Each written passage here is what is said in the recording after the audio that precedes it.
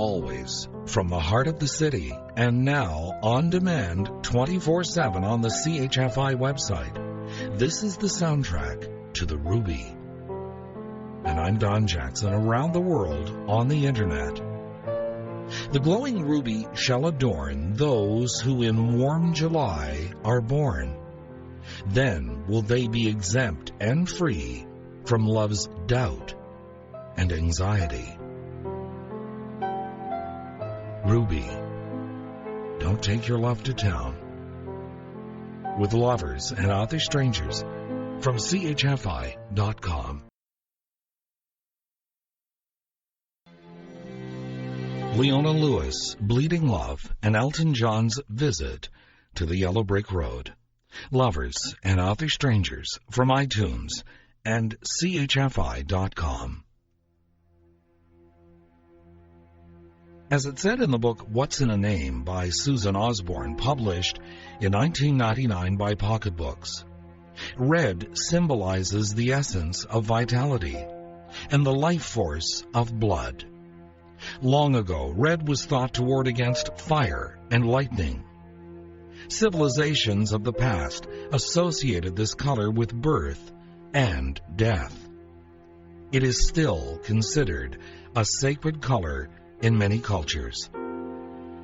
While red can indicate anger, it is also a color of courage. Seeing red is a term used to describe anger. But in cultures past, red was considered a sacred color and a sign of divinity. Rubies rank among the top valued gemstones. They are a variety of corundum, one of the hardest stones known. With the overmining of rubies, there is no longer an abundance of this gem, which increases its value even more. Historically, the ruby has been honored as the queen of gems, and it symbolizes the sun. Unquote.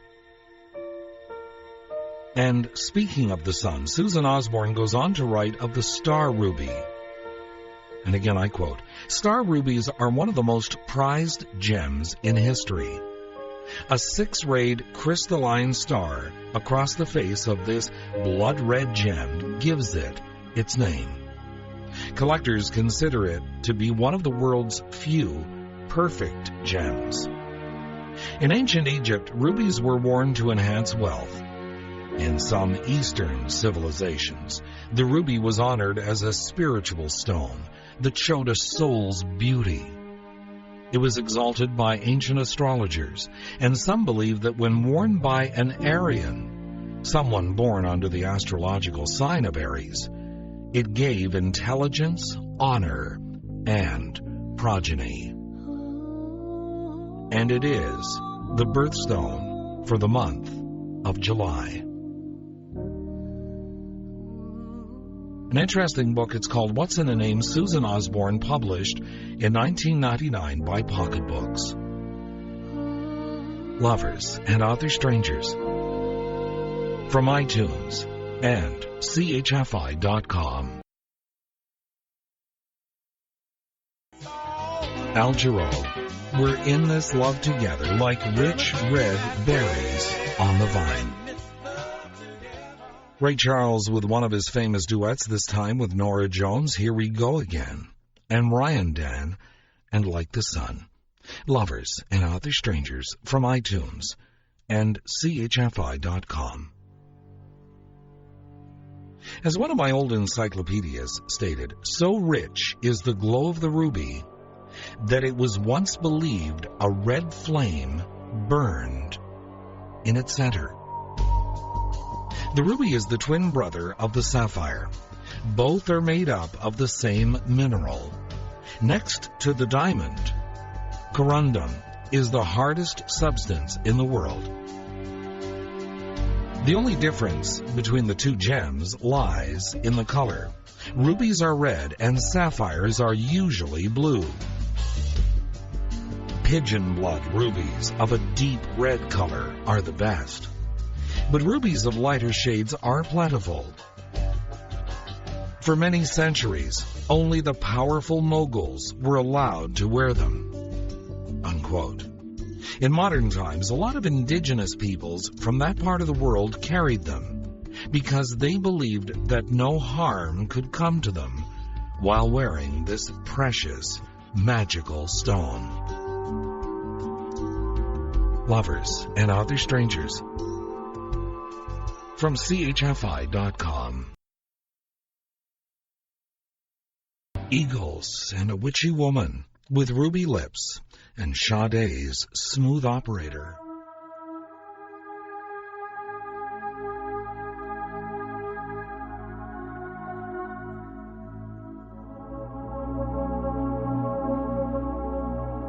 Lovers and Other Strangers from iTunes and CHFI.com.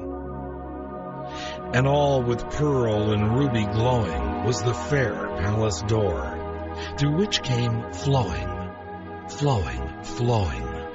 and sparkling evermore, a troop of echoes whose sweet duty was but to sing, in voices of surpassing beauty, the wit and wisdom of their king.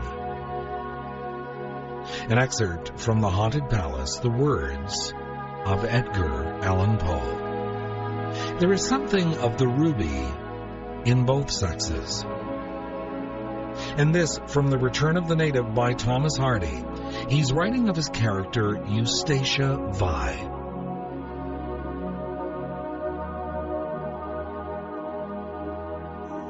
She had pagan eyes, full of nocturnal mysteries, and their light, as it came and went and came again, was partially hampered by their oppressive lids and lashes. Assuming that the souls of men and women were visible essences, you could fancy the color of Eustacia's soul to be flame-like. The sparks from it that rose into her dark pupils gave the same impression. Her presence brought memories of such things as bourbon, roses, rubies, and tropical midnights. Her moods recalled lotus eaters and the march in Atali. Her motions, the ebb and flow of the sea. Her voice, the viola.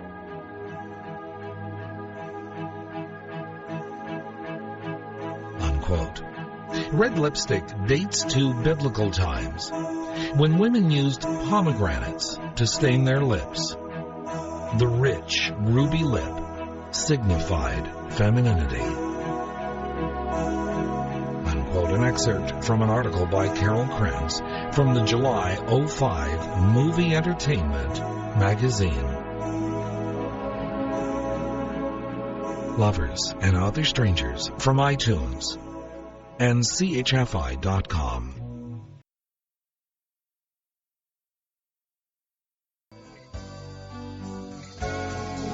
Al Stewart, At the End of the Day, from Time Passages, Jason Mraz, And I'm Yours, and the Beatles, and Yes It Is, Lovers and Other Strangers from iTunes and CHFI.com.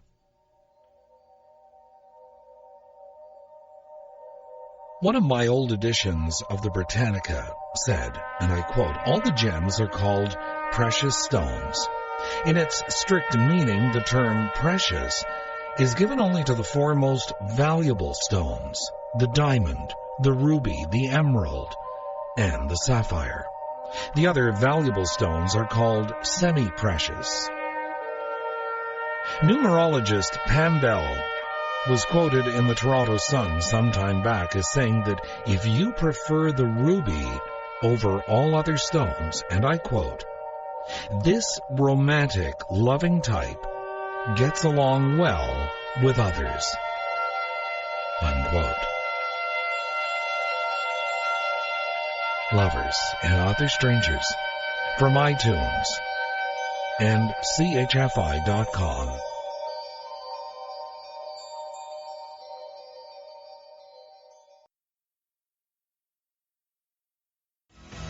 Lovers and Other Strangers from iTunes and CHFI.com. Michael Buble saved the last dance for me, and Krista Burgh with The Lady in Red.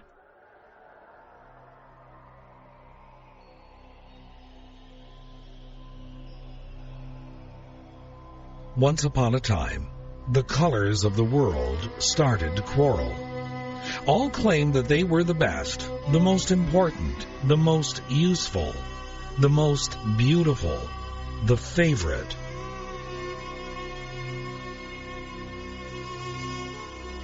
Red could stand it no longer. He shouted out, "I am the ruler of all of you. I am blood, life's blood. I am the color of danger and of bravery. I am willing to fight for a cause. I bring fire into the blood. Without me, the earth would be as empty as the moon. I am the color of passion and of love, the red rose, the poinsettia, and the poppy."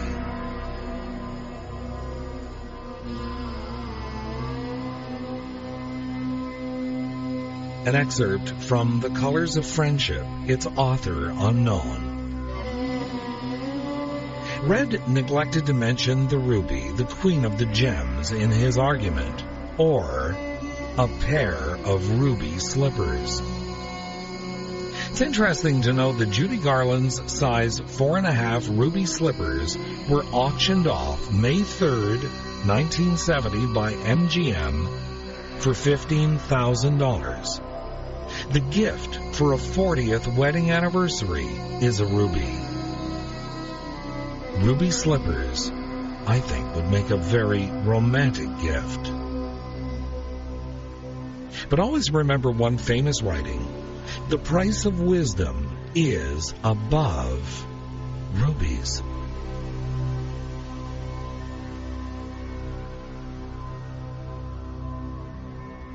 Lovers and Other Strangers, from iTunes and CHFI.com.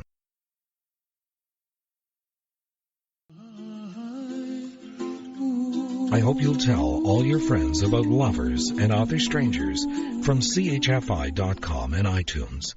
Good night, sweet dreams. I'm Don Jackson.